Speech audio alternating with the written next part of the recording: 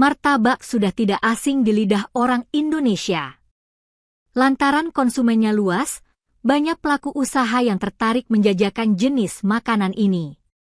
Salah satunya, martabak manis olahan Hutar asal Jawa Barat yang sudah 4 tahun, masih eksis di tengah perkembangan kuliner di Kota Tual.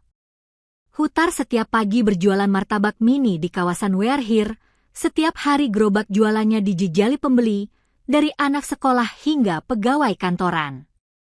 Sejak tahun 2021 dirinya merantau ke Kota Tual, kemudian menekuni usaha martabak manis mini dengan konsep gerobakan.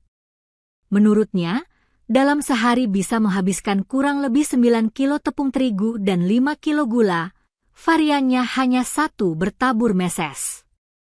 Dirinya menuturkan, enggan untuk berkeliling jika di kawasan Wearhir konsumsi dan pelanggan tetapnya sudah ada. Berjualan martabak, lanjutnya bukan semata-mata untuk mencari uang, namun lebih pada kebutuhan untuk menyajikan panganan murah untuk masyarakat. Di sini hanya mangkal di saat pagi saja, sambil berinteraksi dengan pembeli, sekaligus mengobati rasa rindu keluarga.